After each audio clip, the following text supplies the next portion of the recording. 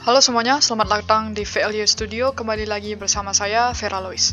Oke, kali ini kita akan membahas coding lagi, yang dimana pernah nggak sih kalian memiliki kode yang kalian satukan dengan ID dari data di tabel kalian. Jadi misalkan kode ya dan ID di tabel kalian itu jadi satu.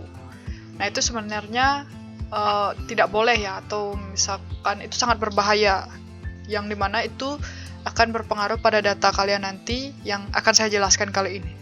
Nah, jika ID-nya kalian jadikan satu, itu nanti akan berpengaruh pada tingkat keamanan dari data yang kalian simpan di database.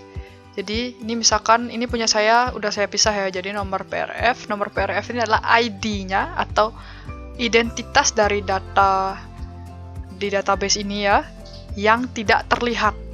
Dan kode ini adalah identitas dari data ini, tapi dia terlihat. Kenapa dia terlihat? Karena kita meletakkannya di dalam select. Kalau saya meletakkannya di listnya ini. Jadi, ini PRFF03, ini dia datanya. Jadi, ini adalah identitasnya. Jadi, patokannya istilahnya seperti itu, dan ID yang di sini, ya, hanya diketahui ketika kita buka database-nya. Tapi kalau kodenya, kita bisa tahu bahkan tidak dengan membuka database-nya. Nah, di sini tingkat ketidakamanannya itu karena ini ya, misalnya saya memiliki akses untuk hanya dapat mengedit yang PRFF01. Nah, sedangkan saya tidak dapat mengedit atau saya tidak memiliki akses untuk mengedit yang 003. Seperti ini ya. Hanya ada tombol edit di sini. Nah, ketika kita jadikan satu ID yang tidak terlihat dengan ID yang terlihat, atau ID dengan kodenya ini kita jadikan satu, misalkan kita edit di sini ya.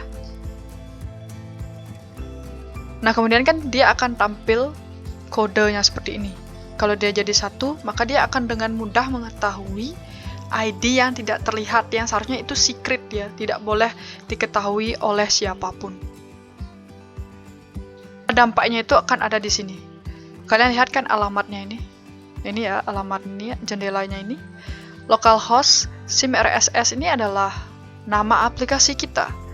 Kemudian PRF-var ini adalah nama folder yang menyimpan file ini ya, untuk menampilkan form edit ini.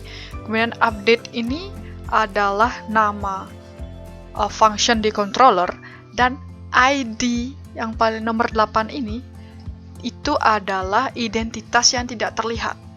Jika kita jadikan satu ID dan kodenya, maka dia tentu akan mudah melihat identitas yang tidak terlihat, yang nantinya ketika dia tahu identitas yang tidak terlihat itu, dia dengan gampangnya bisa mengganti nomor ini ya, menjadi nomor sesuai dengan identitas yang mau dia edit datanya. Yang sedangkan ketika dia edit data itu sebenarnya dia nggak memiliki akses untuk bisa mengedit data tersebut.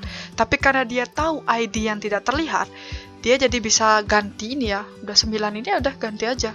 9 menuju ke file atau data yang mau dia edit. Padahal dia tidak memiliki akses untuk itu. So, datanya tentu akan tidak aman. Saya kasih contoh ya. Misalkan PRFF03 ini dijadikan satu ID-nya yang diketahui ID-nya itu adalah, atau kodenya itu adalah 11. Di sini kan nggak ada tombol action edit kan. Nah, kemudian dia mengakses ke sini. Karena dia udah tahu tuh ID-nya yang tidak terlihat itu berapa, dia tinggal ganti aja di sini. Kemudian dia enter. Nah, keganti kan ke PRFF003. Nah, dia dengan mudah untuk mengganti data ini yang seharusnya dia tidak bisa mengganti, yang dimana data kita tidak aman jadinya. Itulah mengapa ID yang tidak terlihat itu sangat secret dan tidak bisa diberikan kepada siapapun, yang dimana ketika kalian ingin membuat kode untuk sebagai identitas dari sebuah data, itu harus dibedakan dengan ID yang tidak terlihat. Ngerti kan maksud saya dengan ID yang tidak terlihat tadi yang sudah saya jelaskan di awal video. Ya, meskipun sebenarnya ada cara yang lebih canggih untuk dapat membuat proteksi atau keamanan dari masalah seperti yang saya sebutkan sebelumnya ya. Tapi kalau misalkan kita sudah buat dari awal seperti pembedaan kode dan ID tersebut, jadi ada double proteksi. So, terima kasih, semoga bermanfaat. Kita bertemu lagi di video selanjutnya. Terima kasih.